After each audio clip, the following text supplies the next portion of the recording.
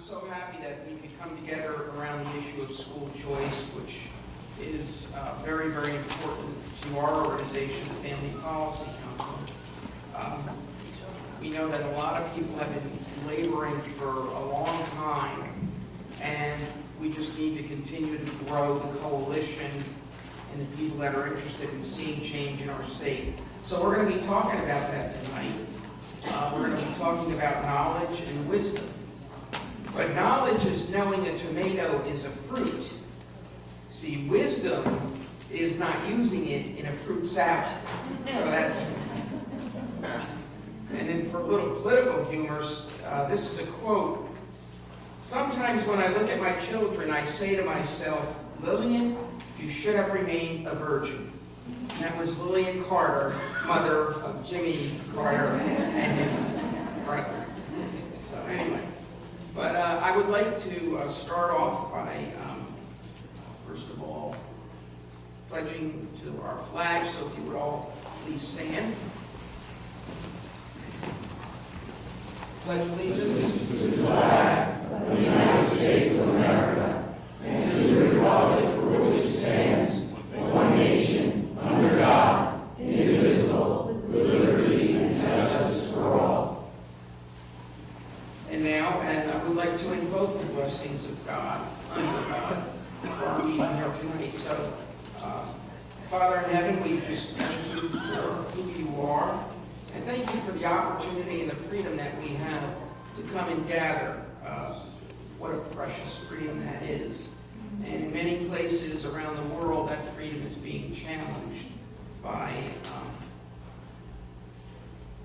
organizations and entities and terrorists, I'll use the word, that are against the ideals of this great nation. So we ask for your blessing here tonight.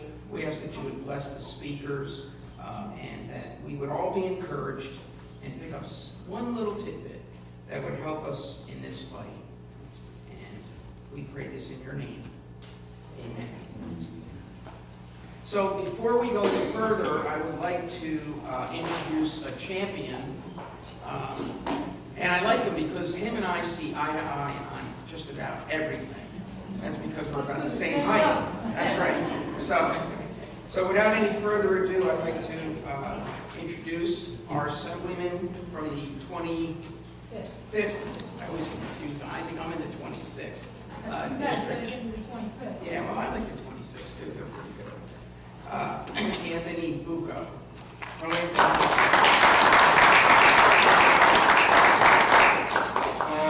you, Len. I don't know about champion. You're a champion.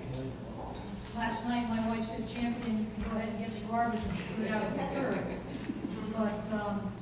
But I appreciate that warm introduction, and I want to thank Len and Isreal for their tireless efforts on not only this issue, but many other issues that are near and dear to our hearts.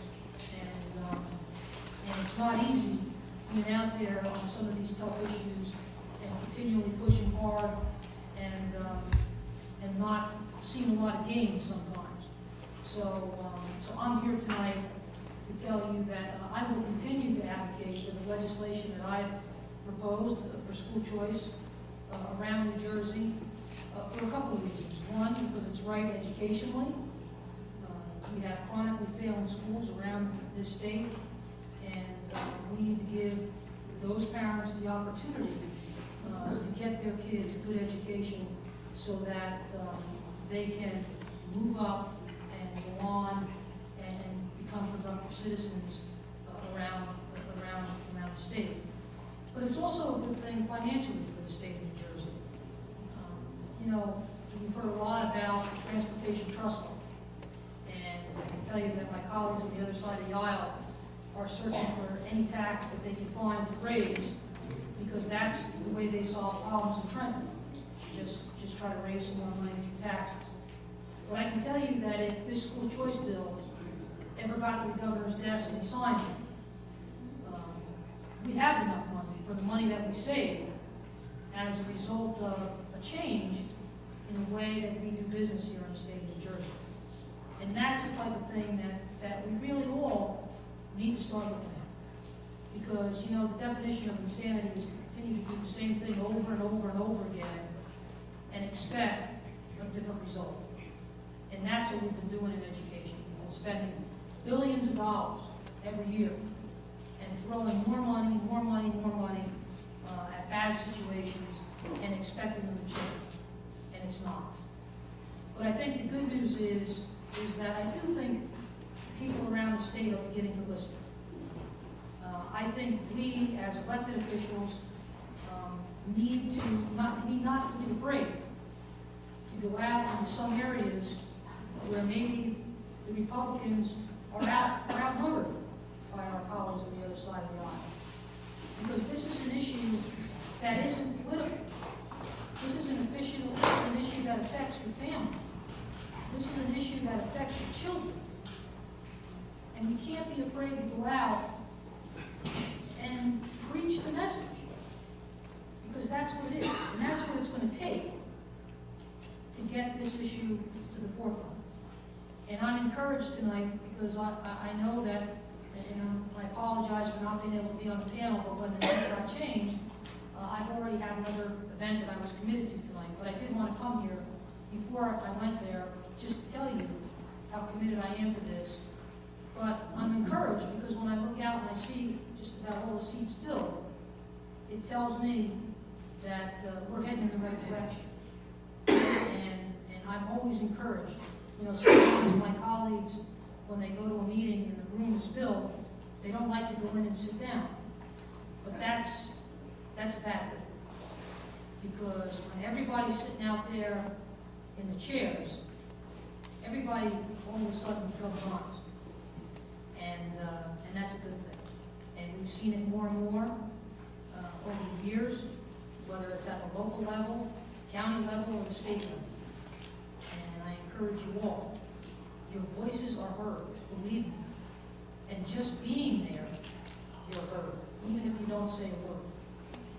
So again, I'm really proud to be here tonight. When Isreal came to my office when I first got elected, I wasn't in office only about a couple of days, and Isreal was at my office preaching about school choice. And I did a little research, and I said to Isreal, I said, okay, let's embark on this thing. And he left, and we called him a couple of weeks later when we had the first draft of the bill, maybe a couple of months later, and he came back to the office and he walked in, and I shared the bill with him, and he looked at me, and he didn't know what, it looked to me like he was a little confused. And I said, Isreal, what, you know, isn't this what you wanted? And he said, yeah, but I never thought you would do it. And I looked at him and I said, Isreal, this is the right thing to do, and it's the right time to do it, and I'm proud to be the primary sponsor of that bill that was introduced, and as Isreal tells me, the first in the nation. So let's build on it. We can't do it alone. We need your help. And I want to thank you for being here to support not only my legislation, but to support all of those that desperately need this legislation to change their lives. So thank you and God bless you.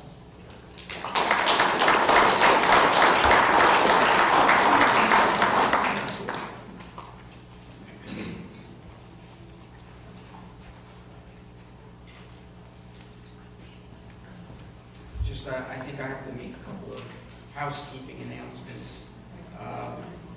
That fire exits are located in the directions that I'm indicating, those doors. In case of a fire, we will be notified by the fire alarm system. This was written for fire exits for idiots. This is what now. If you are alerted of a fire, please move in a calm, orderly manner to the nearest smoke-free exit or as directed by the public address system. There is no smoking within the establishment. Thank you. I've done my duty. A number of years ago, I had the privilege of going to Milwaukee on a E3 school choice junket. And I always was a believer in school choice. But that really cemented my belief as we saw the vibrancy of what was going on in Milwaukee.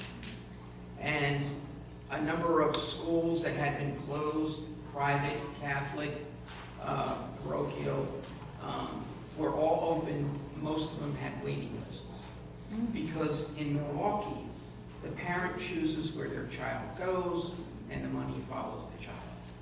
True school choice. And it was exciting to see.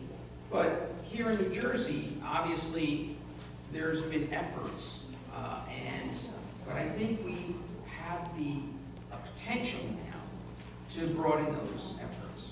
And the key is we have to start to convince people in the burbs, the suburbs, that school choice is a good idea.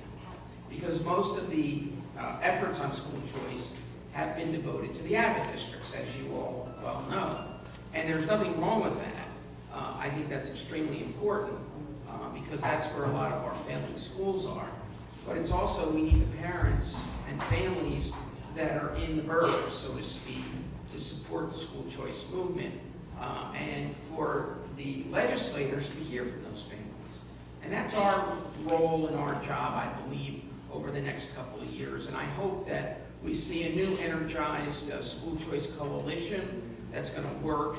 And hopefully we might have to, I know Isreal, he just wants to shoot the elephant all at once, but sometimes we might have to take a chunk here and a chunk there.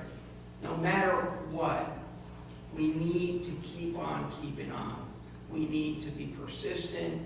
And, you know, one of the things that my father always taught me is if you have a goal that's worthy of achievement and you don't make the date, don't change the goal, just change the date and keep on striving. And I think that's an important thing. So our format tonight is going to be 2 panels, and we're also going to show a couple of videos in between and one before. And so are we ready to run those videos now? We have school choice, the civil rights issue of the 21st century. Is that ready to go, or would you like us to go to the panel? You're ready to go. Okay. So why don't we do that first? And please enjoy this.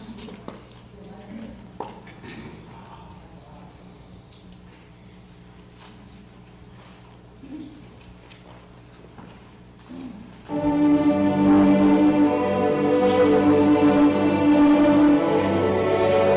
as Americans have fought, and some have paid the ultimate sacrifice for our freedoms and our liberties that we enjoy. Yet for some reason, we are still not able to provide our parents with the fundamental right to send our children to the school of their choice. We have chronically failing schools across our state. We spend billions of dollars every year thinking that we're going to find a different result. Ladies and gentlemen, that is the definition of insanity. We can lift the poor out of poverty, beginning in our nation's capital by instituting parental choice in education, and save billions of tax dollars in the process. The real power of school choice is that it depoliticizes education decision-making. It puts parents in the driver's seat, and parents naturally are infinitely more likely to put the interests of kids ahead of bureaucrats or school employees. When you give parents the ability to do the best for their child, you also give them a responsibility. And when you give someone responsibility, when they know that it's their job, they step up to the plate. Kids aren't all the same. Why not let 1,000 flowers bloom and let parents choose what school meets their kids' needs the most? It just seems like common sense. If you believe government can pay a positive constructive, well, what better thing than to make sure that all parents, the poor as well as the rich, can exercise this fundamental right to do the best for their children. The reason government is even involved in education is because if you want to have a harmonious society, you've got to raise good citizens that know what you're supposed to do, what you're not supposed to do.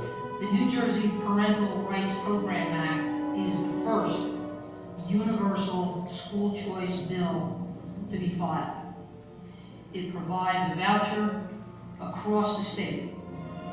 Good teachers will do just fine under any educational reform proposal. The more freedom we provide, the fewer regulations we impose, the greater will be the demand for good teachers. And with increased demand comes higher compensation. When teachers answer to parents, the best teachers will prosper. We can present bills, they may be the best bills around, but if the majority party does not want to move those bills, they do not get moved. And that's going to continue to happen unless all of you, along with the rest of your families and friends and relatives, are starting to apply pressure to your individual legislators, whether they be in the Assembly or whether they're in the Senate, to move these bills. You, as the public, have to continue to challenge your representatives. You have to demand that they give you the answer. There's no way that school choice is going to pass in any state or DC without major help from the public. Everyone that really wants better education for their children, improved education, has to get involved and let their public officials know that this is what they want. We all have a role to play. I was not someone involved in politics. I didn't care what politicians did or said. I voted, thought I did my duty. But it is way beyond that. And it's up to all individuals to take a stand, play a role. If our military personnel can go out and risk their lives for our country to keep us free and safe, the least each and every one of us needs to do is take a stand for liberty.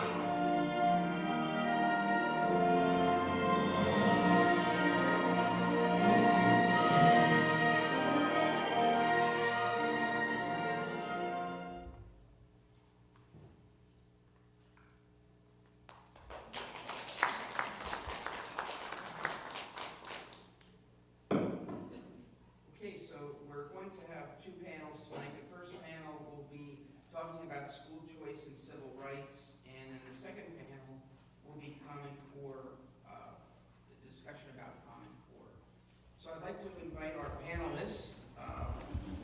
Speaking about government versus family will be Greg Quinlan from the New Jersey Family Policy Council. I'm aware of that organization. Civil rights, Maynard just called, he couldn't be here. So, New Jersey Parental Rights and Property Tax Reduction Act, speaking about that, will be Bruce Sisler, the Deputy Mayor of Morris Township. So if I can invite those two gentlemen, and then they'll make their presentations. They have 5 minutes each to talk about their subject. And some of the, my team will be passing out little 3x5 cards. If you have a question, we would request that you write your question down, and then we'll collect them when these gentlemen are done, and we'll make sure that they answer your questions. Okay? So, you guys can flip a coin, I don't know who wants to go first. Good. You first. See how we are? Okay. All right. Is there a mic there? Are these the mics? Can we just pick one up, or? Okay. Bruce, you're speaking first. You have the mic. Thank you, Ed. So Bruce Sisler will be first. He's currently Deputy Mayor of Morris Township, where he has served as mayor in 2014. He also serves as Chief of Staff for Assemblyman Anthony Rugo. We saw it in person and on the screen. And he's worked closely with him in the writing of the first universal school choice bill in New Jersey, and it's called the Parental Rights and Property Reduction Act, A1785.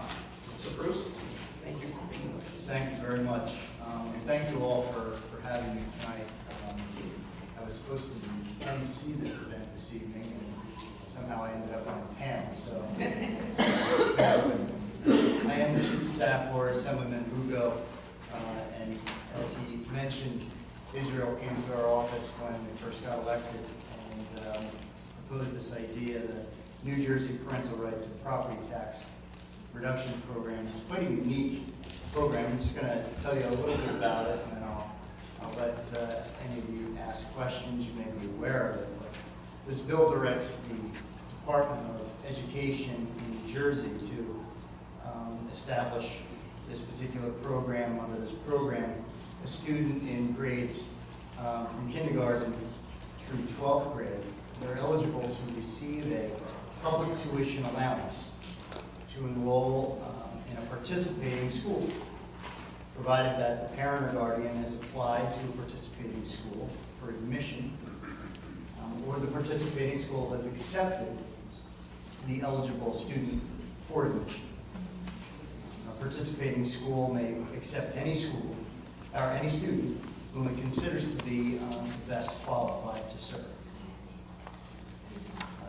The Department of Education will determine the amount of public tuition allowance, which will equal a lesser of the participating school's annual tuition, or the equivalent of the per-child state educational allocation.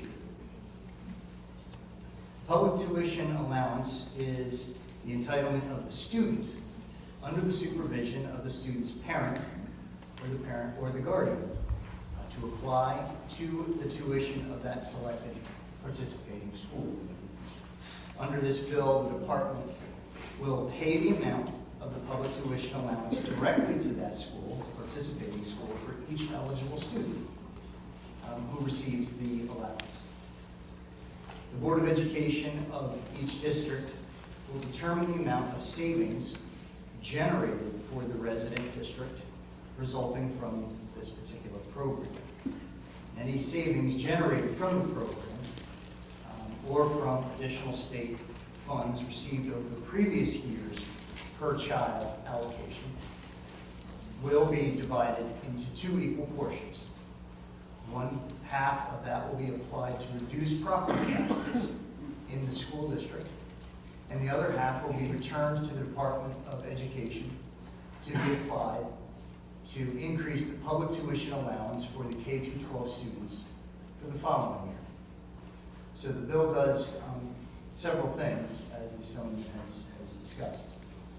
It will not only give students and their parents a choice to go to different schools, but it will also, with the savings that we receive, give an opportunity for other students in the continuing years to receive tuition for school choice. So that is the New Jersey Parental Rights and Property Tax Reduction Program in a nutshell. So you're finished? That's the Eiffel Tower down this way? Eiffel Tower, it's totally mine. Great. Some of you know I'm Greg Quinlan. I'm with the New Jersey Family Policy Council. I've been with the Policy Council full-time since somewhere around 2007, and I came from a state called Ohio, where we were working on school choice too, and we fought things like school to work and outcome-based education. And what Common Core has become is a new version of the same, but with each new version, it seems to get progressively worse, progressively more intrusive, more demanding on the student, and also making sure that the parents have less involvement in what's going on in the schools and what's going on with their own particular student. So my topic here is government versus the family, and I've seen that happen over and over again, and I can give you lots of examples. So let's start here with a foundation. For one, no child was born out of the womb of any government. Right, ladies? Right. Nor did it come from the loins of any administration. Did that child? No, not at all. Nor did any child suckle at the breast of any school board, did they? No, Those child came from what? Mothers and fathers.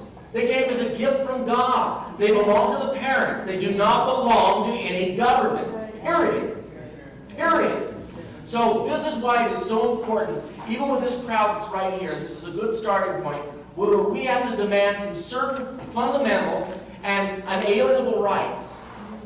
And some of those rights are this: we recognize God, We recognize that God made the family. God instituted marriage. And that children belong to that mother and father, period. Not to the schools, not to the state of New Jersey, and not to the Obama administration or any other administration, right?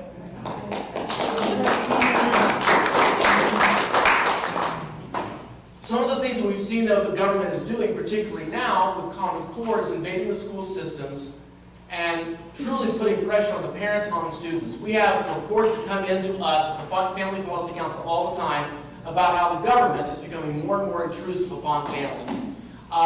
We have parents telling us that their children are pulling their hairs out, chewing off their fingernails. They can't sleep at night. We've had kids who are in the 3rd and 4th grade who suddenly revert back to bedwetting because they're so upset about all this testing. And yet when parents approach the school district, approach the teachers, they're told, well, your child needs a psychological evaluation. We need to find out what's going on with your child, as if it's the parent's fault. When we know exactly what the pressure is from, we know exactly where it's coming from. It's coming from the pressure that's put on them by the public schools, which I don't really call them public anymore. Thank you. Took the words right out of my mouth. They're government schools. If they were public schools, the public would really truly be involved. One would feel like they could be involved instead of humiliated, embarrassed, and ridiculed for wanting to do something and intervene with what's happening with their child. It truly has become the government versus the family. Yes. So it's very important that we all get involved and spread the word. Some of you know too, one of the ways the government got involved with the family was a bill that I fought very hard against, and it was an uphill battle. And that was, Chris Christie signed it into law, and that was A 3371, and it was signed into law because it denied parents the right to take their child to a counselor if their child had same-sex confusion or some sort of sexual confusion. So in other words, only homosexual affirming therapy can be given to your child. But heterosexual affirming therapy is outlawed. It cannot be given to your child. Now, how many of us knew what we wanted to do when we were 13, 14, and 15? Really? Did we? We know that a child's brain, a human being's brain, is not fully developed until you're in your early to mid-20s. Risk aversion, of all things, isn't developed in that part of your brain until you're in your early to mid-20s. Although there's some people I've met, I don't think it's ever really truly developed. But, and some of them were elected in the legislature. But I won't name names. But this bill was signed into law, denying parents the rights by the government. All for what was politically expedient, and most of that testimony was based on an outright, outrageous lie. Bill after bill, pieces of legislation after legislation go before us to talk about parents and parents' rights. Let me give you another example where the government has intruded into the family. I have a pastoral friend. How much time do I have? 10 seconds? Okay, I'm going to talk really fast like I'm an auctioneer. He's a pastor friend of mine. He, on a sermon that he preached, and I was there when he preached this sermon, talked about what the Bible had to say about punishment, parental observation over that punishment. Somebody went online, wasn't even there, went online, heard the sermon online, called DIFUS to report him to DIFUS about his children.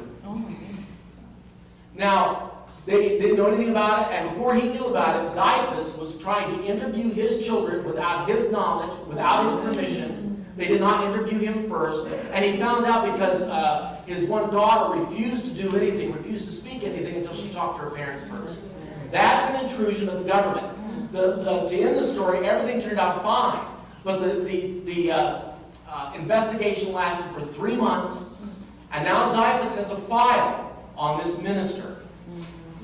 And finding no conclusions, there was nothing wrong, but now there's a file on this minister.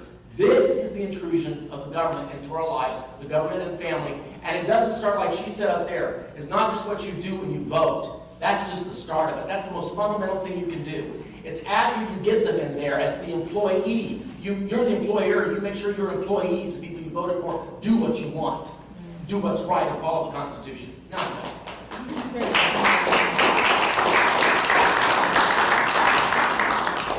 Okay, any questions?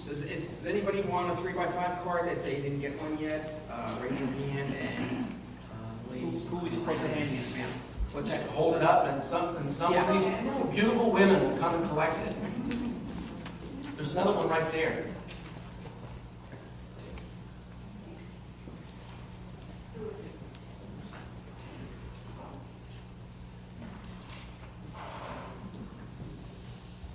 Okay, this is for Mr. Sisler. Please explain again the distribution of school and state funds when a child opts to attend a private school or a different government school. So, Yeah, Tower. So the way the bill works is very, very simple. If I am in a school district that costs $29,000 a year to school a high school student in a failing district, and I want to come to a district that is now $19,000 a year, the money, that $10,000 savings, will be split into two ways. One, it will go directly to property tax relief for that particular district. Which one, the sending or receiving? It goes to the sending district. And then the other half of that money goes to a fund in Trenton under the Department of Education that will be specific towards next year's tuition reimbursement program. Does that make sense? If I could speak to that for a minute, the current funding system, which is very complicated, but to put it down, we have average daily minimum. That's the amount of the number of students that are attend per day, and school districts depend on that to get some of their funding. You've heard it called "the money follows the child." Though down in Trenton, they use that phrase all the time. They haven't got a clue what it means, but they use it all the time. It really means this: the money follows your child wherever you send them to school. Now, these pieces of legislation, which are good pieces of legislation, are just the starting point. Because why is it that the United States of America, home of the free, cannot do what socialist countries like Finland and Belgium do, which have absolute school choice? You want to send your child to a Christian school, you can do that. You want to send them to the government school, you can do that. You want to send them to a private school that actually meets the needs and the talents of your particular child, you can do that. But you can't do it here. Something's wrong with that. So just so you understand, the money follow the child theme really is that simple. The money should follow the child. Good, while they're debating. Here's another point. The chairman, or past chairman, of the New Jersey Senate Education Committee, Shirley Turner, used to talk about the money following the child all the time. And when she got done doing it, she would vote on a bill that did anything but the money following the child. It was all about the government's control over that child.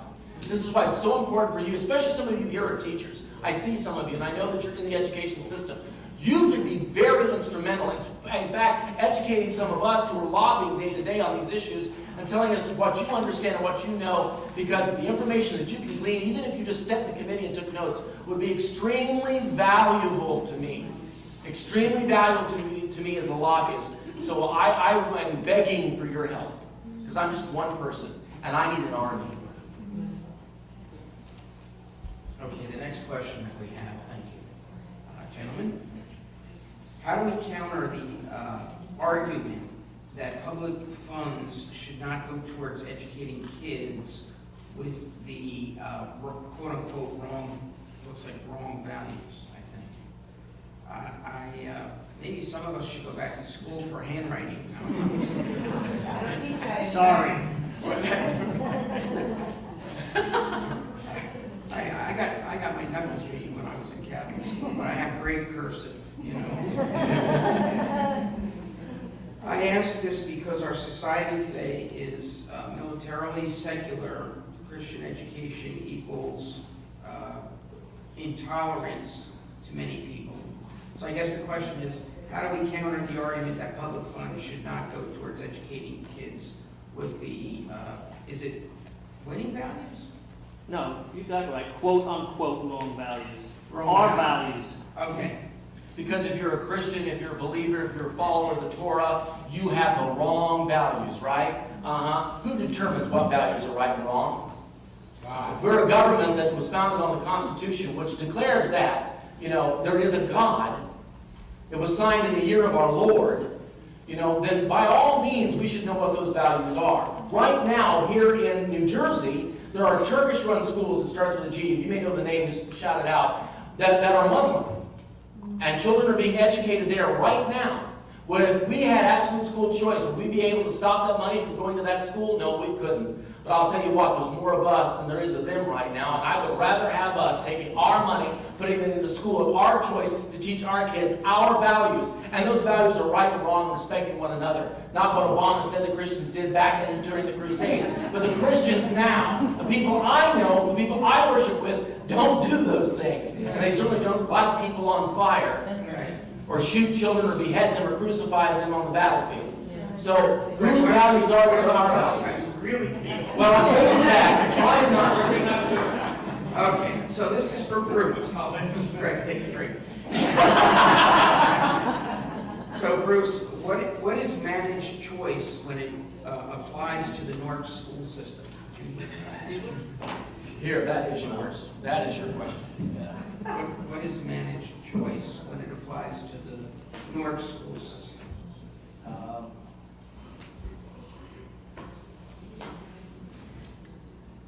It's a great question.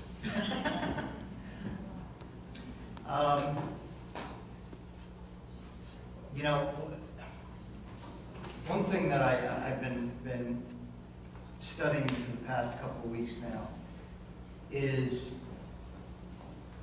the fact that this particular bill and this particular issue isn't really about education necessarily. I grew up in Morris Township, and my parents were an electrician and a registered nurse. And when it came time to go to 7th and 8th grade in high school, my parents asked me if I wanted to go to Morristown High. And I didn't know if I wanted to go to Morristown High School, but I did know I wanted to go to Del Barton. And if you look at my dad, who went to work with ripped jeans and came home pretty stinky every night, my mom, who went to work from 3 to 11 and 11 to 7 every day, we weren't the typical Del Barton family. My mom and dad figured out a way to put that money together to send me to a pretty darn good school. In my sophomore year, Mrs. Fagan, who was my chemistry teacher, had my mom and dad in for a parent-teacher conference. And you go to parent-teacher conferences and you give your mom like the bad ones, and you give your dad the really good ones because you don't like your dad to hear the bad stuff. Well, my mom and dad switched those lists. So my dad went to Mrs. Fagan, God rest her soul.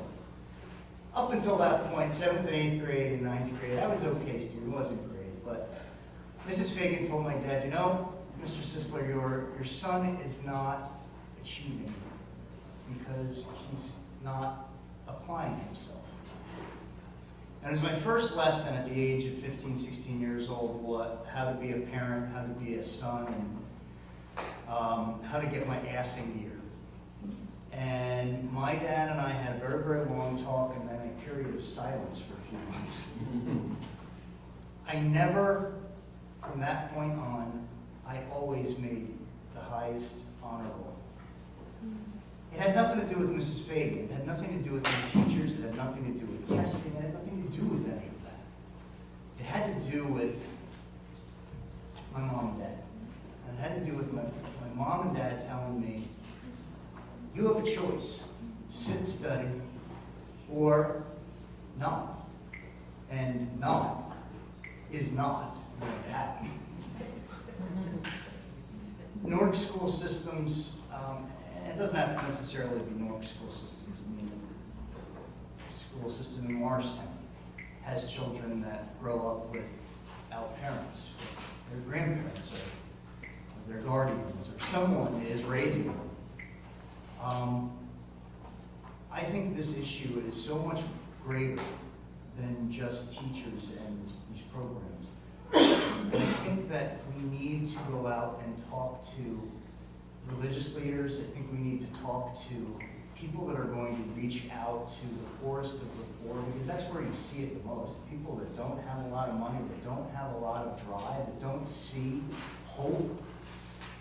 Those are the people that we need to reach, not Bruce Sisler and his mom and dad, not Madeline and Mitch, my kids. They're going to get their butts kicked when they don't do their homework, just like I did when I didn't do my homework. But I think that when we talk about these issues within our cities, and we talk about these types of bills, I think we have to go above and beyond and begin to look at families and those core values. So I probably didn't answer the question, my time is up, but when we talk about the Newark school systems and these other school systems, I think we need to touch upon the family as well as legislation.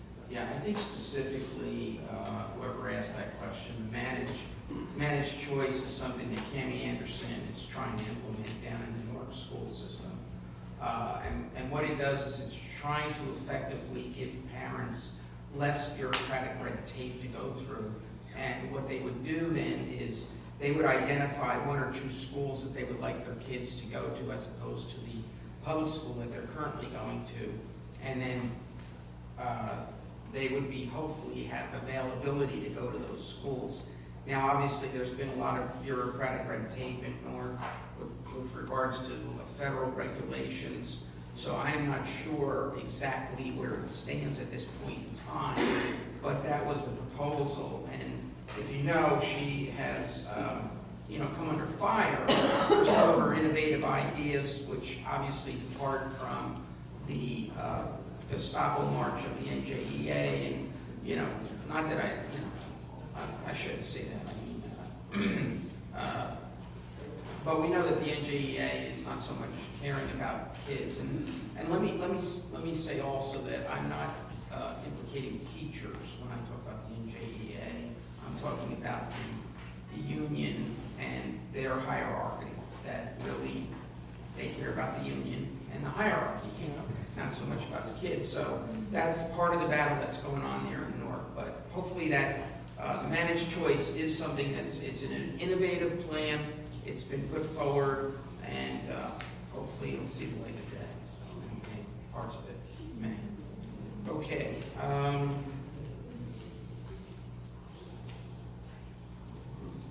I guess we could. Who would like to get into the? Although I think Common Core we're going to do more in the next panel. So maybe this has to do with the rollout of the Common Core park testing. So maybe we'll hold that question for the next panel. How's that? Okay. While you're organizing that, let me give a commercial. We have these little booklets back there about religious freedom in the schools, done by ADF, where the New Jersey Family Policy Council works with the Alliance Defending Freedom. And there's a lot of teachers out there that want to stop any expression of faith in the public schools, and this book this little booklet talks about your rights, and they're back on the back table. Also, we have It's not that teachers want to stop, is it? Some do. I've met some of those teachers. Okay. Yeah, one of them I can think of at Mount Olive Township, at Mount Olive High School, particularly wanted to stop any religious discussion at all. But also, too, there's the Common Core, dangers and threats. We have this here from the Freedom Project. If we have a suggested donation of $5 as the minimum donation, we'll take more if you'd like to give that. But it's also there at the back table. Any other closing comments, gentlemen? About the managed care, managed care, I'm nervous, I think that's going to go right back to managed care. But about the managed funding issue of it all, it's about government control.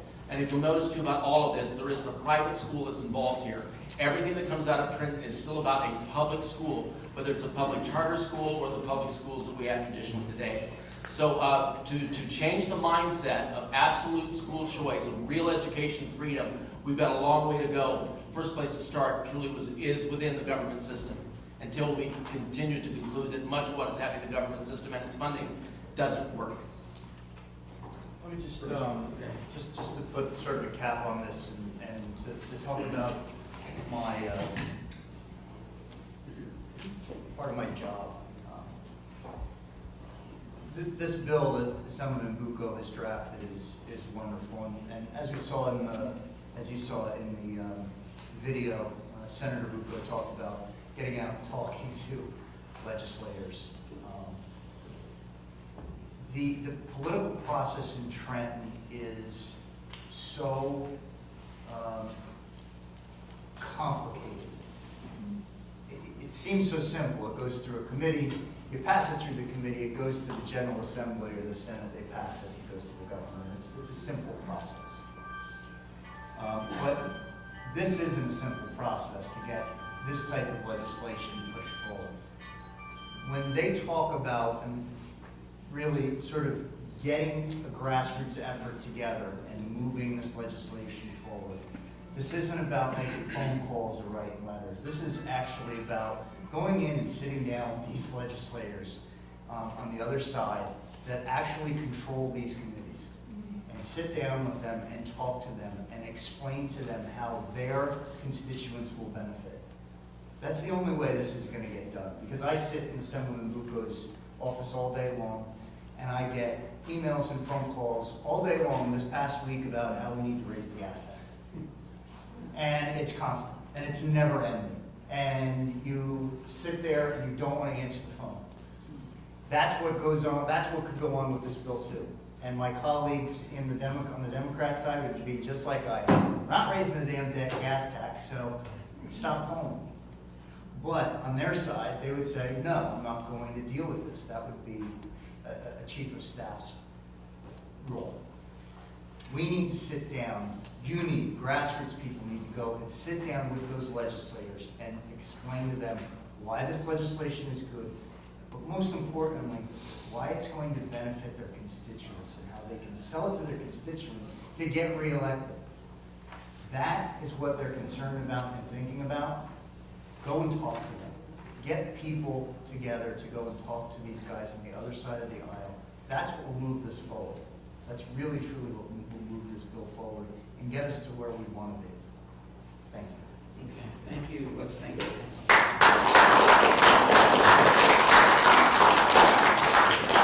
Okay, I'd like to bring up our next panel. I think moving right along. Oh, there's a video? What?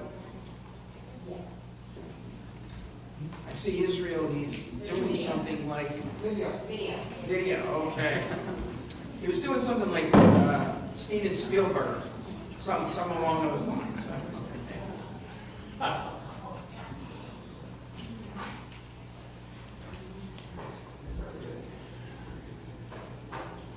We need to repeal Common Core.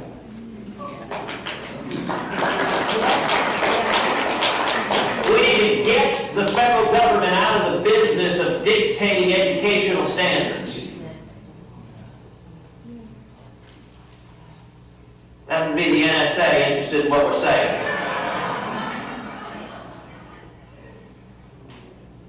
You know, education is far too important for it to be governed by unelected bureaucrats in Washington. It should be at the state level or even better at the local level. And we need to at the same time embrace and champion school choice for every child in America. Every child has a right to access a quality education regardless of race, regardless of ethnicity, regardless of religion, regardless of socioeconomic status. In my view, school choice is the civil rights issue of the 21st century. And I gotta say the differences on this issue are stark.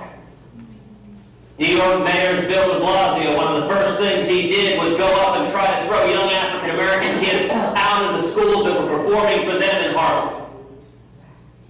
It's a sad thing to see politicians more interested in pleasing the union bosses who are writing checks to him than taking care of the kids who desperately want hope and a ray of opportunity for the future.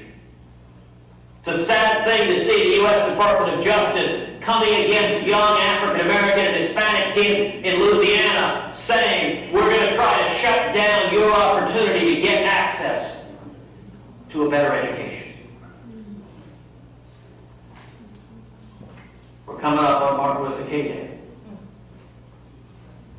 I can think of nothing that would be a greater legacy for Dr. King than for us to embrace across parties, across race, across lines, that we are united in saying every kid has a right to a quality education, regardless of who they are.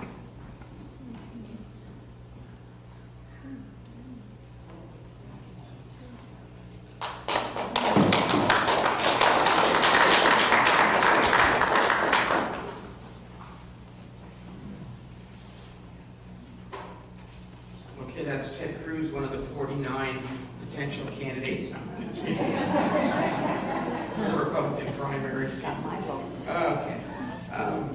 You got to have a sense of humor because, the stuff that we deal with is so serious sometimes that, and we're the only created creatures that laugh. So we need to do that, and we need to do it frequently, I think. So please, if you don't like it, disregard my dry sense of humor. All right. So now our next panel is going to be talking about Common Core in government control, and what I want to introduce Rich Matrisciano. He's a lifelong resident of New Jersey. He earned both his undergraduate and MBA degrees from Fairleigh Dickinson University. He and his wife Barbara live in Hardwick Township in Northwest Warren County, where he was appointed to the Environmental Commission and now serves on the Planning Board. He and Barbara have 3 sons and 8 grandchildren. Rich joined the Sussex County Tea Party Patriots as it was being formed in 2008. He eventually resigned in 2012 to give freedom of religion presentations around the state prior to the election. In January 2013, he co-founded a Coalition for Judeo-Christian Values, Faith, Family, and Freedom. Their banners in the back. It's a faith-based ministry open to all who worship the one true God. And through FFF, Rich invites all people of faith to become involved, advocating for biblical family values and religious freedom.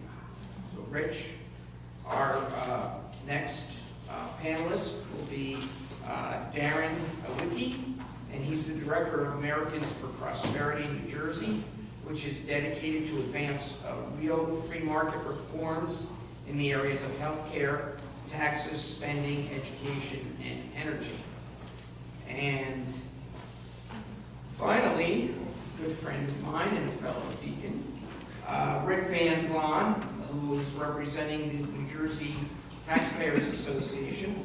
Rick is a self-employed home improvement contractor in Morris County. He is a political activist, political activist, who ran for Congress in the 2014 primary in District 11 and received 7,700 or 33% of the vote against Rodney Freeman. That was pretty substantial. And one of the top issues on his platform was school choice. So gentlemen, you each have 5 minutes. This beautiful lady right here in the front row will be timing you, and then she'll show you you got 10 seconds, and then you're out of time. So, and when you run out of time, we cut the mic down. So, all right. So you guys can decide who goes first. Well, I have the Oh, Eiffel Tower, so I think I'm going first. You're going first. Yeah. Very good. I am Rich Matrisciano, and here representing Coalition for Judeo-Christian Values, Faith, Family, and Freedom.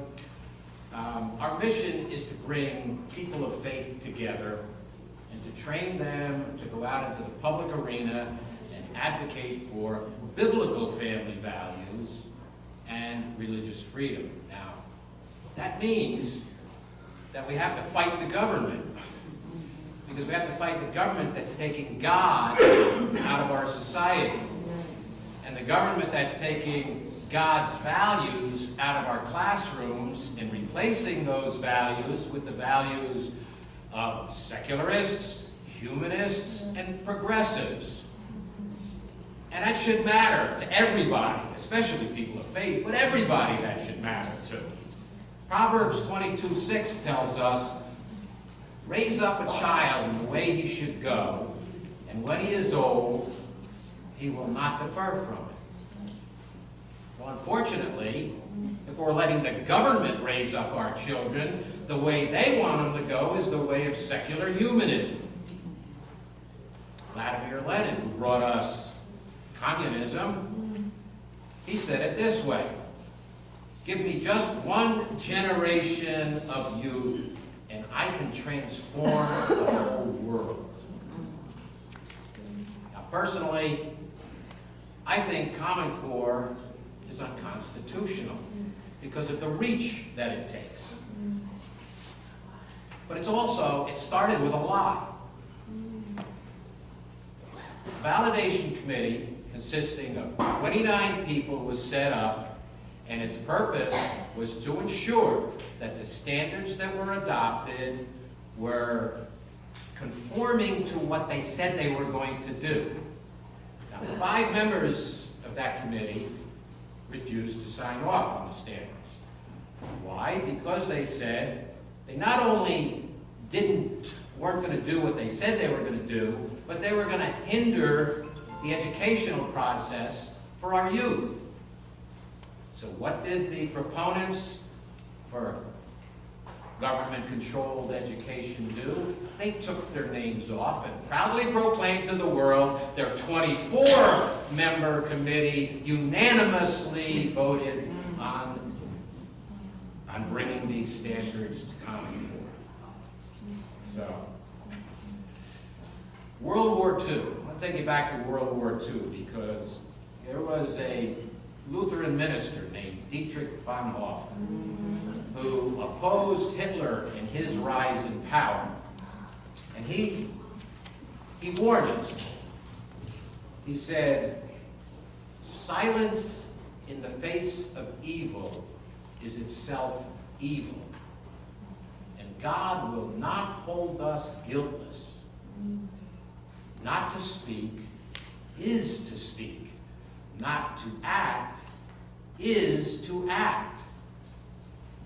And in the Bible, New Testament, book of James, chapter 4, verse 17, James puts it this way: if a man knows the right thing to do and does not do it, he sins. And that's why I'm here tonight, supporting the efforts for school choice and bringing control of schools back to the local districts and the parents where it belongs, and yes, to bring God back into our schools. Amen.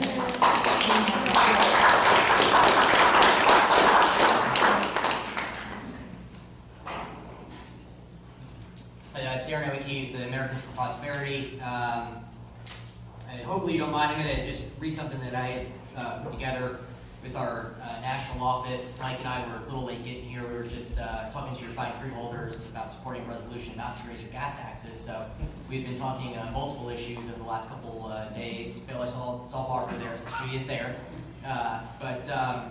You know, in the wake of No Child Left Behind, failures, many education policy makers amplified the call for national academic standards. And proponents of the national standards argue that it makes no sense for states to have different curriculum when our globalized economy demands everyone to have the same fundamental education. And the Common Core Standards, or Common Core State Standards Initiative was created in 2009 to heed this call for national standards, describing itself as a state-led effort, coordinated by the National Governors Association and Council of the Chief State School Officers. The Common Core Standards amount to the federal mandate, with Washington offering strong incentives to states to adopt the national standards. The Department of Education, under President Obama's leadership, has awarded selected states up to $75 million in the race to the top grants and relief No Child Left Behind, under the condition that they adopt Common Core 2 deals that almost seem to go too good to pass up.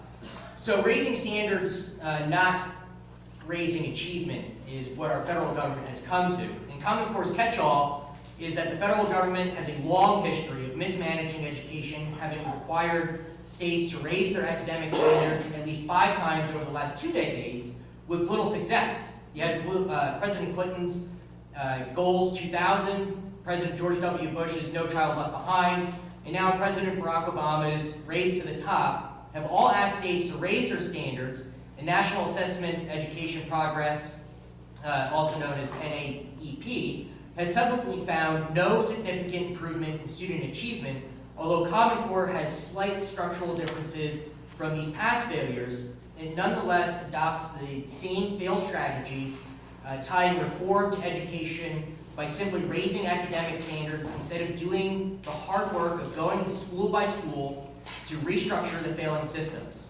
Thus, it is sure to reap the same failures as past results, and really where AFP has a strong interest and concern is the expense.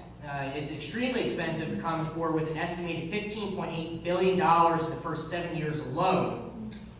One joint study by the Pioneer Institute American Principles Project found that most states have sufficiently estimated the cost of implementing these and demanding the standards. To give one example of its bloated price tag, students are required to take standardized tests by computer, requiring schools to maintain expensive labs instead of protect these students traditionally on paper, which is why I decided to bring my iPad tonight and talk off of that, because this is literally what your students are taking the exams off of. Now, I don't know about you, but every year there's a new phone that comes out, there's a new computer that comes out. I bought a Surface laptop by Microsoft that came out a couple years ago. It's literally 2 years old, and I think it's 4 generations past. There's been updates to that, and there's an immense cost that our legislators are not providing to you. That includes our governor not providing the costs and the fiscal note that goes along with this, and that is the concern that we have. We have a bloated government budget as it is when it comes to education. Our funds are poorly mismanaged, as you heard previous speakers talk about the APIC districts, and pouring more money into this problem is not going to fix it. I know Assemblyman Bucco has got measures. Jay Weber brings this up constantly on the budget committee when he goes out and speaks. And here is my challenge to y'all. I apologize for using y'all, but I went to school down in North Carolina, state my higher education, because quite frankly it was cheaper than going to Rutgers. So, which is a shocker to many of you, but it cost me just as much to go out of state than would have been in state here, which is sad. So we have to take the message to where the people are. And it is great that we are here in this room and talking amongst friends for the most part. But my challenge would be to take this message right up the road and we go to Parsippany, or we go down to Asbury Park, or we go into Newark and talk to the folks to where the folks are that need it the most. Because ultimately, at the end of the day, we're failing our students in the state of New Jersey. And so that's my challenge. And I'm happy to answer any questions. I know my time is up. And so if you have more questions of where to go, how to message this, I am happy to take on that challenge. So Rick, your time.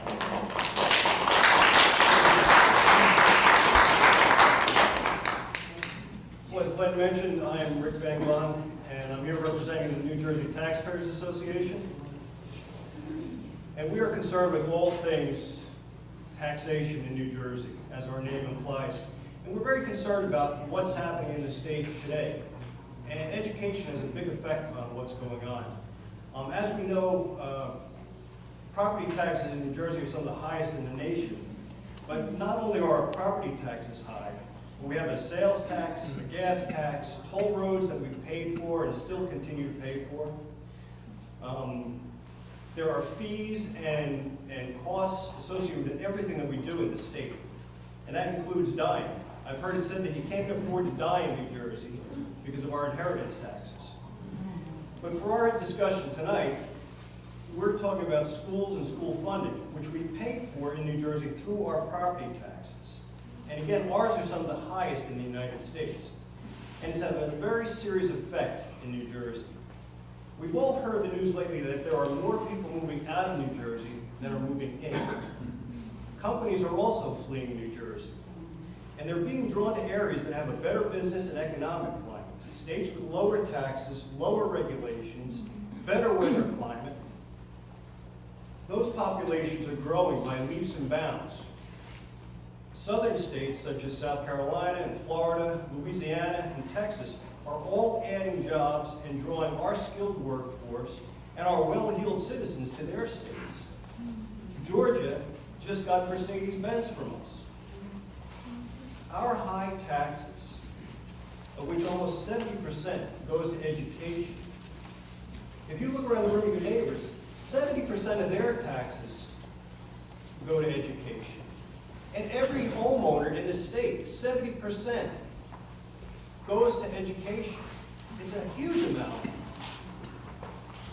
Now this incredible amount of money is being spent on education and has greatly helped to perpetuate this exodus from the state. Families are educating their children here, and as soon as the child graduates, parents flee the state. I'm sure that many of us had the same thought in this room. How many of us have thought of leaving New Jersey?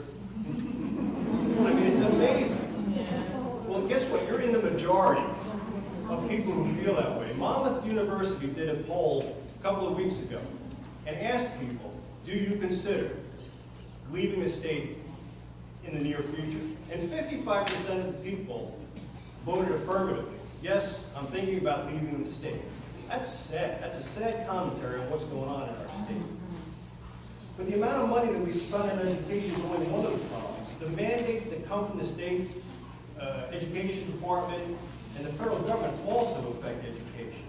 And some of these are funded, and as Daryn said, some of them are not.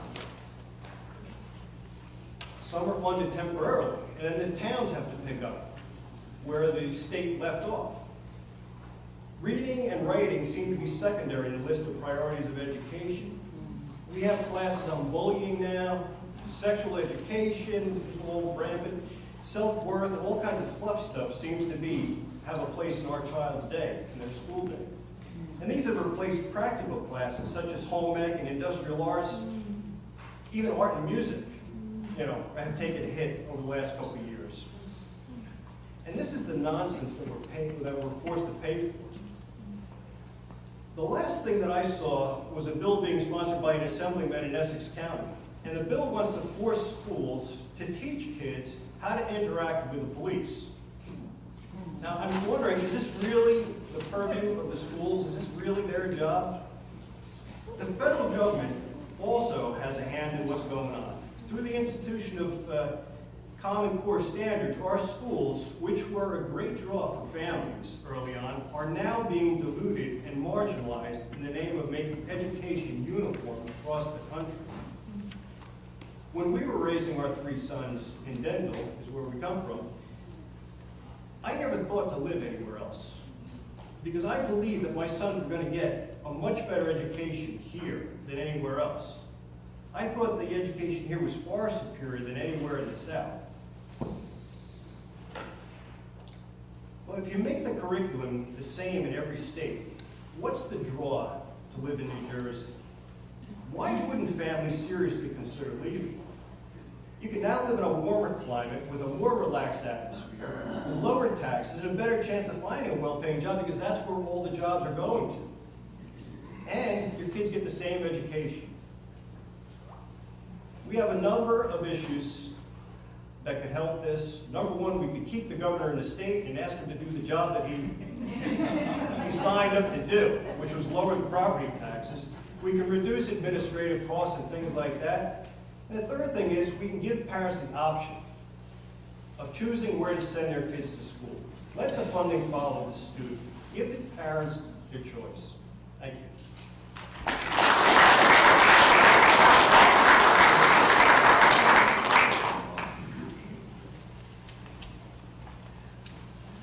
Okay, so we have, for some of you that haven't seen it, we have some breaking news that just came across the wire, which is very interesting. How many of you have heard about Governor Chris Christie's about-face on Common Core standards? Good. Turns debate upside down. So I'll just give you a brief. The governor tells the GOP audience in Iowa that he has grave doubts about academic standards and student testing that he previously endorsed. A month before New Jersey is to start controversial new state testing aligned to the Common Core state standards, Governor Chris Christie muddled the waters this week when he said he now has great concerns about those standards that he previously endorsed and which his administration is busy promoting. So speaking at the GOP event in Iowa, Christie said he has doubts about the state's involvement in the face of what he said was pressure to adopt the standards as a condition of federal funding. And this is his quote: "I have great concerns about the way this has been done, especially the way the Obama administration has tried to implement it through tying federal funding to these things," he said. "And that changes the entire nature of it, from what was initially supposed to be a voluntary type system, and states could decide on their own to now have federal money tied to it in ways that really, really gives me great concern."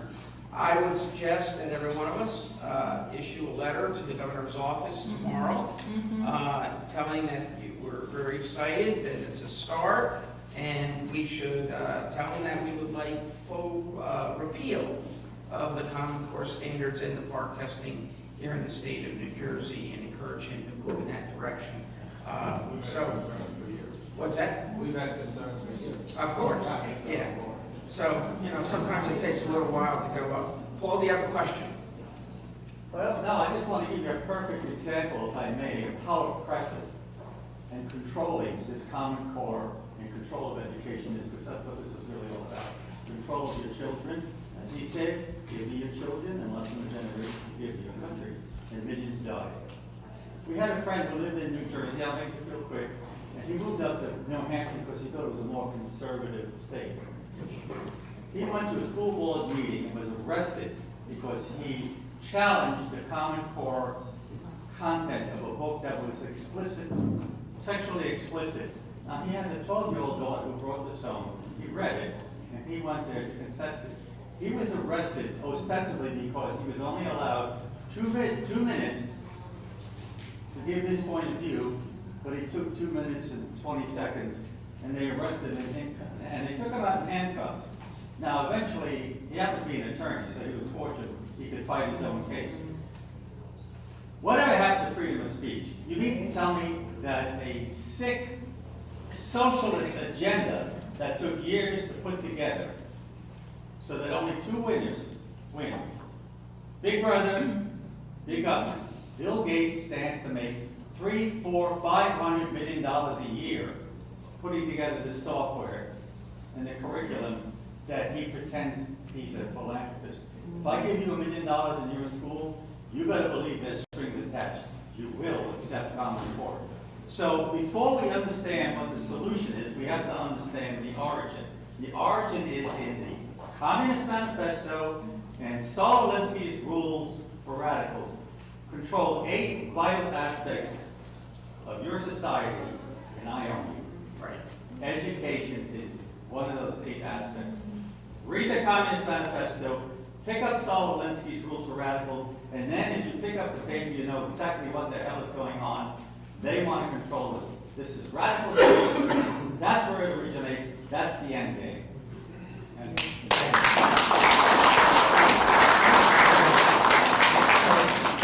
If you have a question, please see to it that Gloria gets it, and this was the rollover question, like rollover minutes on your AT&T or Verizon bill. What is the schedule, and any one of you guys can handle this, what is the schedule for the New Jersey rollout of the Common Core park test? It's already rolled out. It's my understanding it's next week. They've already started. And I will say this, I agree with Len to call the governor, but also don't allow the governor to continue his false narrative of having an epiphany. And this is something that we need to do it's not like he found God, right? We need to call out the governor on his false narrative of all of a sudden thinking that Common Core, that he's changed his position on.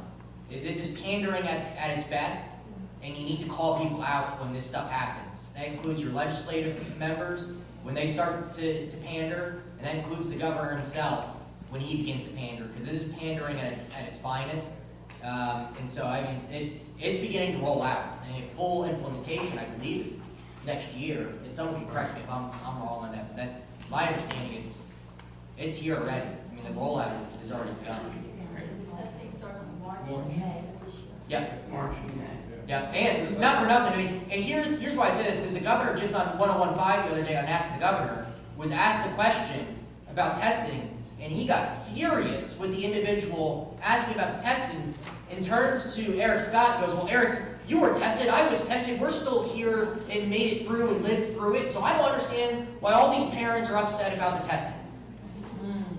Right. You gotta call these folks out when they're hypocrites of their own stances that they're taking. You have a perfect catch-22 on this one. What is it, Governor? And he needs to answer it. Hopefully it is with us, but I have a feeling this is nothing but pandering. Well, here's the next question. When will it be tied, if anybody knows, to high school diplomas under the current plan, the current rollout? When will it be tied to the high school diplomas? I don't think right now it is. It's 2019. 2019? Yeah, have to take the test and pass it.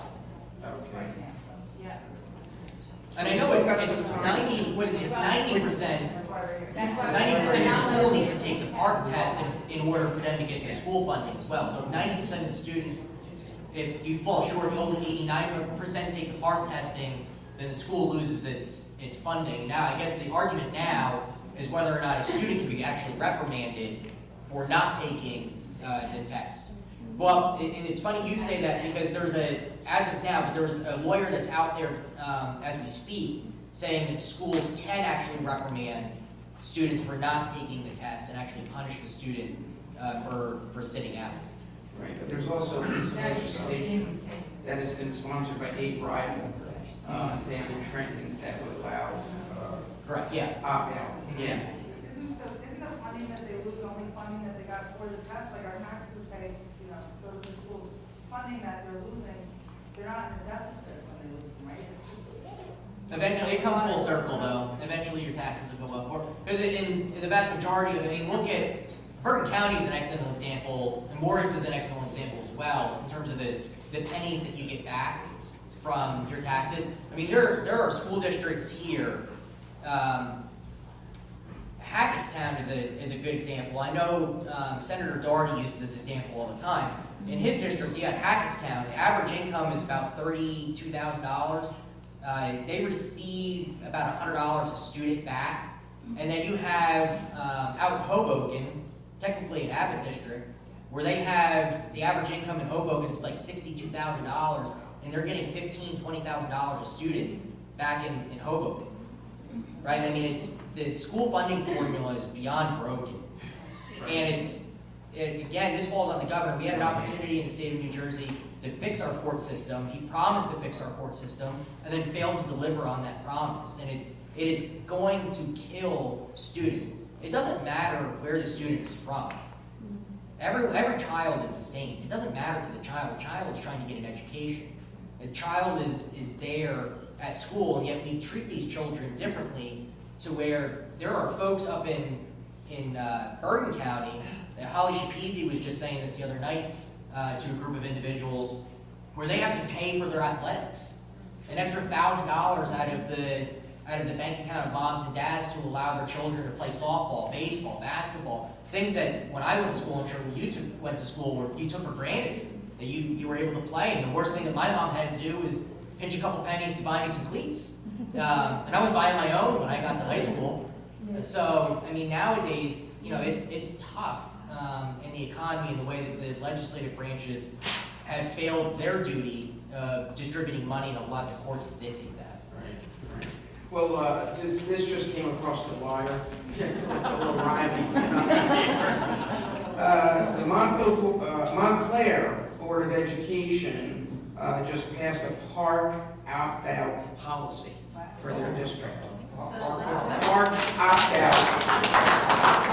So I'm I'm sure there's a number of school districts that are represented here, so tomorrow, go to your Board of Ed, or call Montclair, see if you can get a copy of their policy. Go to your Board of Ed and say, we'd like to have this implemented and start the fight. Yes? Verona did also. Verona did also. And they sent home a policy, all you have to do is check off that you refuse, and there is no punitive action taken against your child. Yeah. They said this is not the way Verona works. Right. The Board of Education. This is such a great thing that parents are finally rising up. I mean, this is really exciting, and it took something as egregious as Common Core Park to wake everybody up. OPATCOM? Yeah. Okay, all right, yes. I just want to interject. I got a whole bunch of questions I here. know, I love it, but I think if we're going to deal with the governor and he's having an epiphany, whether it's an epiphany because his poll numbers are going down, or whether it's an epiphany like a lot of these parents who are now waking up, and a lot of teachers who are now waking up as they realize what's in it. Remember, the liberals are really, really good at selling bullshit. Okay, they're very good at it. And, you know, judge not, lest ye be judged. So maybe Christie, fell for it and said, okay, I can get money for my state, I can do this thing. It's just standards, it's just testing. If we're gonna get anything through the legislature or in New Jersey, we have to work with the governor. And from a tone of the letters that we would send, I would say, hallelujah, you've seen the light. Welcome aboard. We're glad to have you. Right. Instead of picking on him for pandering. Yeah, that doesn't work. It was my mother. She taught me that you get more flies with honey than you do with vinegar. So, you know, that's it. But you don't want flies. Well, that's okay. All right. Question. How will this affect homeschoolers? All this that's going on. If a lot of people think that, well, my kids are going to a private school, a parochial school, or homeschooling, so this has nothing to do with me. So I don't care. But that's not how it works. Even homeschoolers are being affected by this. Because if you want your child to go to college, the SATs are going to be based on the testing that's done for Common Core. So if you're not teaching them the same standards in your homeschooling that they're getting in school to be able to pass the tests, then they're going to have a problem. So, yeah, homeschoolers are affected. Or will be.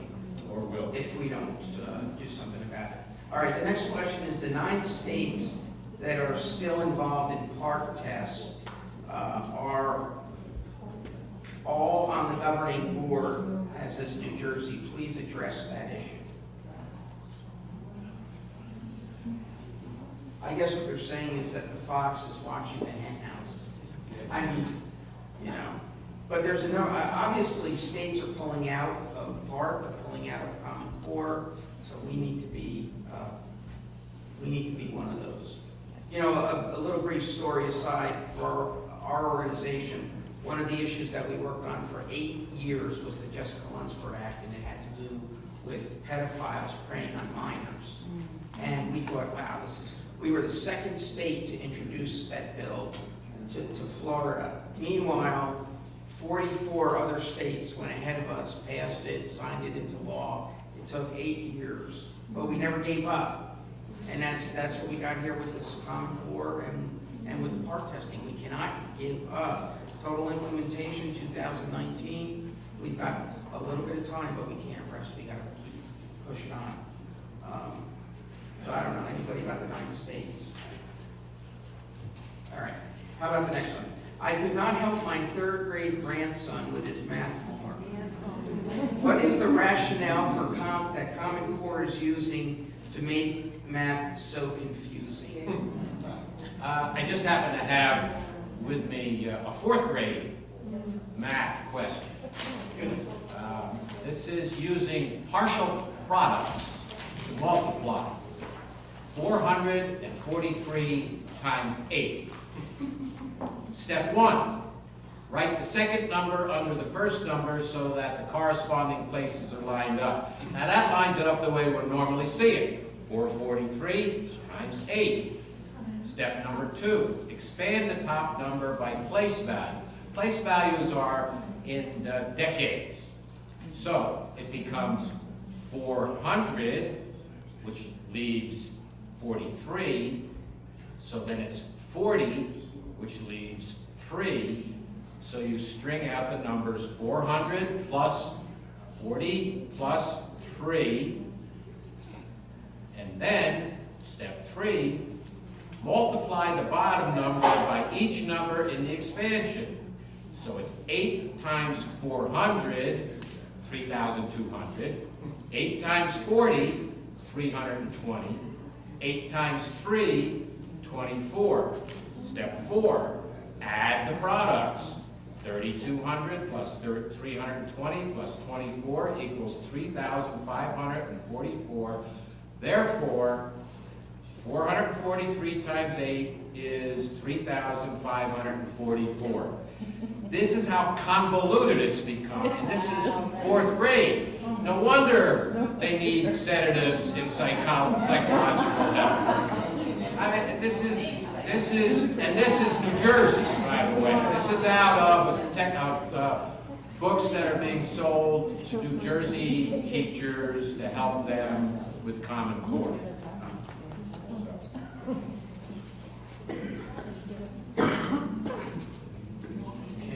Next question. Now we jump from the 3rd grade to the 8th grade. My 8th grade daughter came home with a language arts packet and said it is to be graded. Although it does not say park, it is aligned with the Common Core standards. I sent in a refusal letter, but this is what they're doing in class. So now what? I refuse the test and all practice tests, but this is all they're doing in language arts. I mean, my recommendation is you got to show up to your local Board of Ed, right? If you don't show up to the local Board of Ed, then, I mean, really your complaints go unheard. And being seen and heard, they don't want you there, first of all. It's no, at any level of government, no member ever wants to see their constituents, because it's normally not a good thing, right? So my advice, I mean, you gotta go, you gotta raise Cain about it, and you gotta bring others along with you, because sometimes it's that lone voice that will, it's the herd instinct. You see one person doing it, then a second person jumps in, and then that third person says, okay, now all of a sudden you got a group, now all of a sudden you got a coalition. It's just that one voice of going and speaking up, and then all of a sudden the people start to follow after you. And it can be done.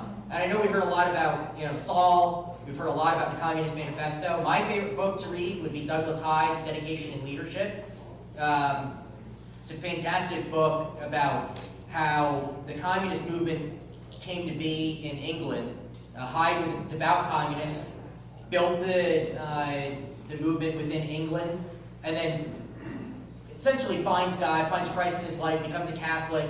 And in my favorite part of the book is in the beginning. Hyde actually laughs at Christians because he goes to church every day with 300 other individuals, and all they ever do is complain. They complain that they can't get anything done. And Hyde says to himself, how is that possible? You have a following of 1 billion people around the world, and you can't spread the message of Christ. We had 100 people spreading the message of communism, and we spread it around the world within years. And so he outlines throughout his book things that the communists had done to spread the message of communism. He takes that and challenges Christians to go out and follow some of the same methods, identifying members, talking, and working with people to become leaders within your groups and within your states and within your municipalities to go and put pressure on legislators. So, I mean, that would be my biggest advice, is go and be there and be seen. I don't think there's any better advice that we can give than that. We need to be involved, and it needs to be at the local school board level, especially, I mean, I'm sure the Montclair Board of Ed or Verona, they didn't just out of a whim pass an opt-out for Clark. They were getting pressure from parents.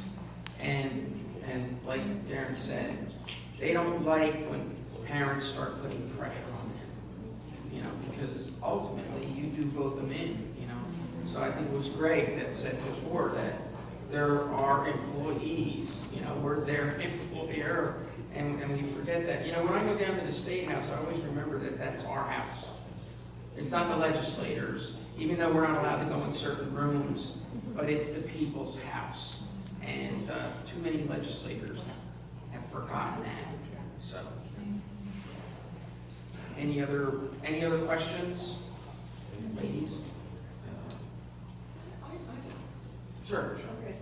It seems like with each administration, federal administration, they're repackaging the same thing. So let's say this is a success and you get rid of Common Core, but then you have to fight the next one. They're just going to keep doing it. Freedom is a two-edged sword. On one side, you earn freedom, with the other side, you keep it. You know, it's vigilance, but we have to, as a populace, we have to be vigilant. And I think that that's our role, especially as organizations. We want to sound a clarion call if there's something that's going on. That'll be the battle. You know, it's kind of like I'm reading the book Killing Patton, which was written by Bill O'Reilly. And it was excellent writing about George Patton. But he knew that the war wasn't won with one battle. It was every step of the way. So we just have to look that we have to be vigilant. And whatever comes down the road, if it's bad, we're going to fight it. Rick? Well, you know what else too? This is all perpetuated by the book companies, the testing companies, all kinds of organizations who benefit from change. You know, if the system's working, then there's nothing to change. They don't need a new textbook next year. They don't need another test. So this stuff, they have to see the schools as failing, as not doing the job, because now they can reinvent themselves again. And people profit from all this stuff. So it's unfortunate, but that's what's happening. You got Bill Gates. I mean, look, he comes out with a new product every 6 months, and your other one's obsolete. It's the same thing in education. Right. Only thing about in the free market system, you can decide whether or not to buy it. Well, exactly right. In the education system, they will You have force no choice. the kids. There will be no choice. So, any other written questions before I go to a couple of hands I see up? Any other written questions, ladies? Have you collected everybody's? You're done. Okay. So, sorry. Yeah, my understanding is. Is this a question or is it a? This is a question. I'll try to answer the panel for what's going to feel about it. The Senate President Stephen Sweeney is against school choice and said he was opposed to the School Opportunity Act and whatever. Is there anything we can do, or you guys can do when you're going down to Trenton to move Sweeney on school choice and to the extent he's for the Common Core, have him have a You know, Senator Sweeney, as Daryn said, you know, it's kind of a herd mentality. If we can call his office en masse, it's going to have an effect. I mean, because they're not used to being challenged, especially him in his position. Sweeney is not used to. Right, exactly right. So I mean, even if we're not district, whatever. I mean, we need to contact these people and let them know that we're not happy with what's going on in the state. We need to take the bull by the horns and start to hold these people accountable and hold their feet to the fire. So, anytime you feel something is out of place, I call the state. You know, call every representative you can, every senator, every assemblyman. I mean, that's all we can do. And here's, in this case, not only call Sweeney, but then here's where the research comes in. in finding out who are the other key players that are with you on the issue. And then you got to utilize and leverage them to put pressure on the Senate president from a D side, from a Democrat side. So guys like Van Drew, who have great relationships, who actually, Senator Van Drew is on board on our issue on this HERO Common Core, if I'm not mistaken. He's a strong proponent of our positioning with this particular issue, and so leveraging guys like a Van Drew, who would then put pressure on their assembly member like an Andrews Act, to then turn around and try to pressure Sweeney. And that's where you need to begin to build your coalition to put pressure, because if the Senate president's getting pressure from within his own chamber and his own membership, that's where you can begin to see some changes there. And I'll give you But we organize it, or you organize it, one call is not gonna hurt, you know. Oh, it's a steady drumbeat. You gotta, and it's definitely over time. And ideally, I mean, the message needs to come from within the district as well. I mean, that's the other little known secret too. I mean, I can go and meet with these folks, but I have a larger impact meeting with my own member than I do meeting with a member that I am not their constituent. They'll listen to you and they'll, take your concerns, and as soon as you leave, they just don't care. But if that message is coming from within their voting block, then yeah, that message is heard much, much more than you or I just going into a random office. You all want to petition Sweeney and you sign something, I'll hand deliver it, he's my senator. All right.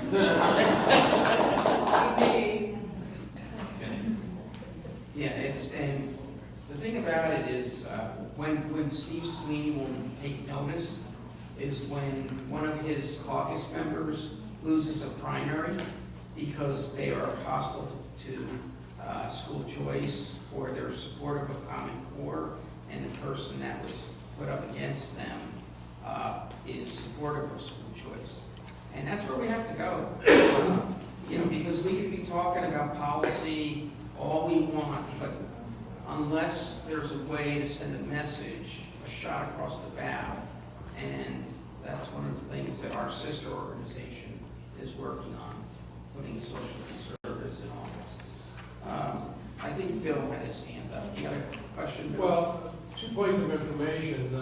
25% of the districts roughly have so far adopted opt-out policies or ways to handle parents whose children refuse to take the test. And then secondly, so the pressure is beginning to mount, and it needs to continue with the local district. Right. Tomorrow, the Assembly Education Committee is hearing 3 bills that relate to the PARCC testing component. 2 of them are for discussion only. One of them hasn't even been introduced. It will be tomorrow. But to the extent that communications can be had to your legislators, or particularly members of the Assembly Education Committee, they're beginning to hear. Right. So it's important to stay on top of that, and it is timely because tomorrow they're taking a look at some of these things. Right. And for many of you, if you don't know how to find out who your legislator is, well, you could go to our website. There's a quick link, or you could go to the njleg.us.state or something. .state.gov.us, whatever. Just Google New Jersey Legislature. It'll come right up, and you can find very quickly that information. Yes. I went to film a couple of months ago the NJSCERA statewide conference on Common Core. Right. Carol Lee Adams was there. Out of 8 speakers that were on the board representing the state, they were for Common Core. Right. They bought it hook, line, and sinker. To see the arrogance of their attitude in the video that I have posted on YouTube, it'll blow your mind. There was one person for it. Before questions were to be received from the audience, Senator Sweeney got up and ran out the door. He was afraid to answer any questions. So, and to see former Governor Kane talk and brag about Common Core, you could tell he actually knew nothing about it. They're in it hook, line, and sinker. And their attitude at that conference was, they don't care what you think of it, you're getting it. Take it or leave. Right. Plain and simple. But that doesn't mean we have to take it or leave it, so. No, you gotta vote them out. Hey, Daryn, somebody asked, what was the name of the book that you mentioned? Oh, Dedication in Leadership by Douglas Hyde. Dedication in Leadership by Douglas Hyde, H-Y-D-E? H-Y-D-E. It's blue and silver cover. I got several copies at home, in case you're wondering. Great, that's great. For those of you that were educated under Common Core, it's blue and silver. No, I'm just kidding. Yes, sir. One of the arguments we should expect to run into when we go to our local school boards and complain about our perspective is, okay, smart guy, what are you going to offer? What are you going to do to substitute in place of whatever? All I'm suggesting is it would be great if we had a grocery list of a dozen items so that you'd be able to handle very easily and very quickly that kind of a smart aleck response. If you could provide it, I think it would be helpful. The response is, we already have standards in this state that are better than this crap that's coming out of DC. What the heck do we need them for? But I That was good, that was good. I mean, there are standards, content, curriculum content standards. I know our group weighed in on the formation of the standard, or the reformation of the standards a number of years ago, especially with the history standards. And it was very interesting because the professor that was in charge of those standards had, as one of the things that were in there was teach about how the Muslims have contributed to the growth of Europe. And I asked, I said, you're missing a large segment of people, I think they're called Christians, that contributed to the growth of Western Europe. And he agreed and he added it in. So we can, we can help in that way as well. But And keep in mind too that I believe it was the Brookings Institute, which is a little more left-leaning. It's a political think tank based in D.C. But Brookings Institute pointed to the fact that the variations between states and the standards and where the children test are very minimal. In fact, the vast majority of variation, deviation of where students are is larger within the state. It's about 4 or 5 times different within its state than it is between states itself. So I mean, states, left to their own devices, do a very good job of educating their citizenry and their young students. And the states themselves would know a lot better than some bureaucrats sitting in Washington as to what is going to be the best need for their students to help get them down the path of excellence. Okay, hold on one second, I got questions first. All right, the names of the books they are teaching in the schools for Common Core. I don't. Not a clue. Should be able to look it up. Yeah, I would imagine it's online. I still have several years before I have to worry about this. So. Well, there's a question here. Who do I make contact in legislation to repeal Common Core from New Jersey? So I'll start that, and then you guys can pick it up. Now, hopefully that the governor's having his epiphany. He was against legislation that we had worked and advocated for that passed the assembly. I think it was, wasn't it almost 70? 74 right, 74 for 2. So 74 yeas, 4 against, and 2 abstentions. That's a pretty strong passage in the assembly of only 80 members. And then it went to the Senate, and that's where Mr. Sweeney and Governor Christie did their little political dance, and the bill never saw the light of day, and by executive order, Governor Christie went ahead and formed a commission. Now, the bill was to form a commission as well, but it was had much broader powers, and that would have given the people a lot more public hearings than the executive committee. But I think there's hope here, and maybe we could see about reintroducing, actually, the Assembly bill is good till the end of 2015, So maybe now, with what's going on, we could re-energize that Senate bill and overlay the current executive order commission with a true people's commission. Contact Greg quickly. Greg will answer all your questions on that. He's got the bill number. Or Len. I mean, you guys. I mean, that's the bill. I mean, that's the bill. I'll meet you in the lobby. No problem. I have his telephone number.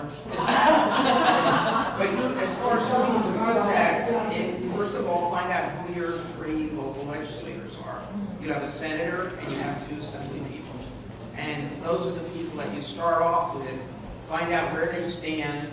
You know, I mean, technically you don't have to write to Anthony Bucco. But it's good for him to know also that you support his efforts.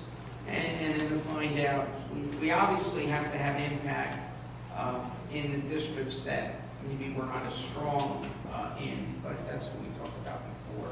And there we can make a difference in primaries. Well, the good news is that by now, all of your legislators should know about Common Core. And it wasn't that long ago that a lot of them didn't. Less than 2 years ago, I was at a meeting with Scott Garrett, and I asked him what he thought about Common Core. And he gave me a blank stare and said, "Why don't you explain what that is to the folks who don't know anything about it?" I said, "Okay, Scott, I'll explain it to you." Yeah, he did not know. And that was less than 2 years ago. So, but now, they all know about it now. They could. He introduced the Learn Act to the local Yeah.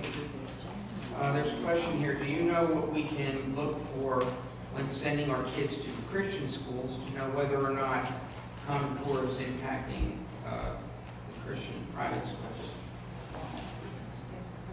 My understanding is they are. I mean, you would have to just have that conversation with them, but my understanding is they're receiving state dollars. They're taking the same tests that they are in public school.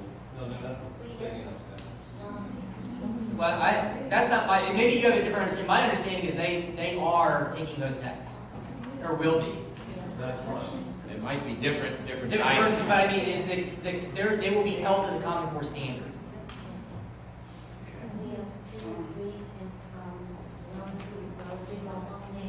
They have actually accepted funding, and the curriculum is already changing in that.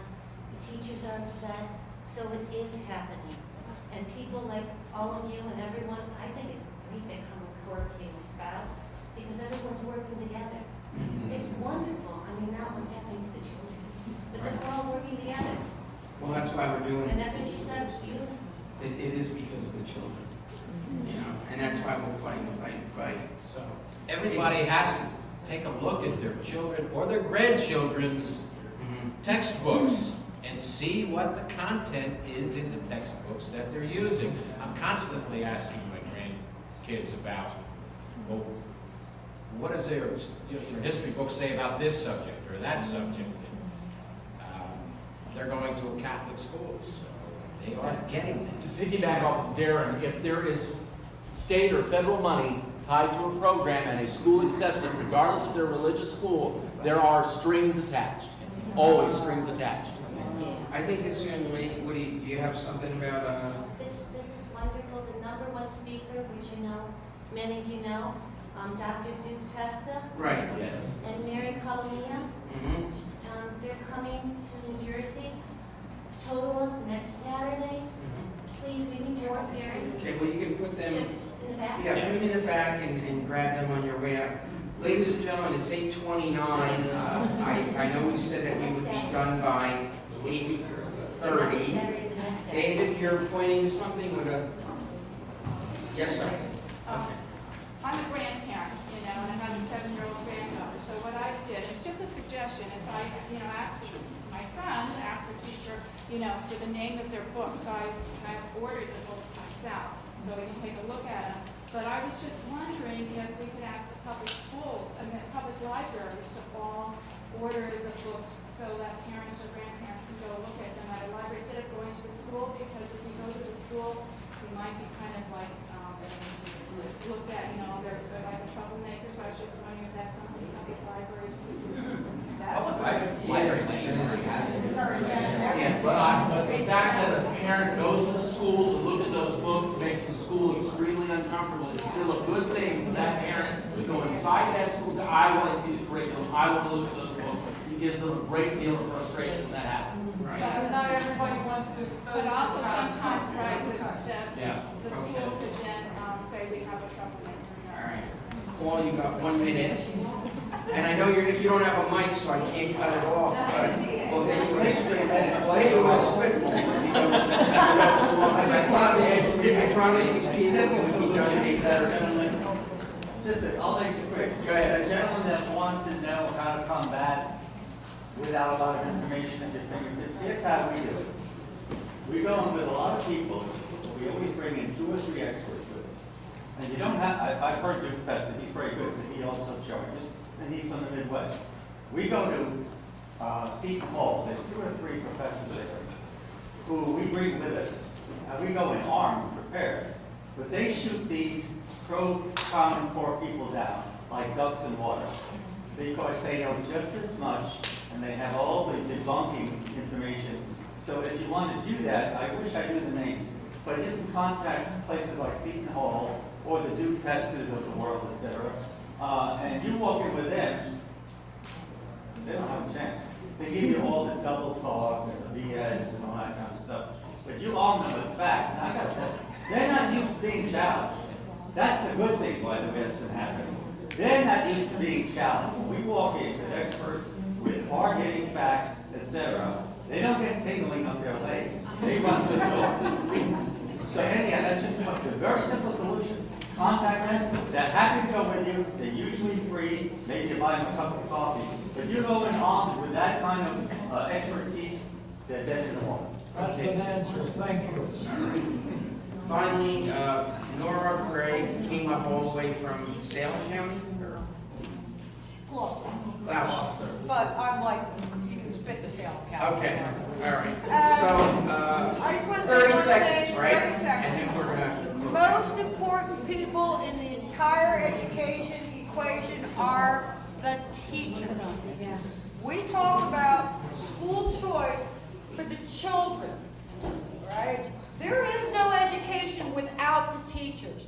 We need school choice for the teachers. If teachers are locked in chains, they can't be innovative. They can't create the new education type environments and centers that we need for the 21st century.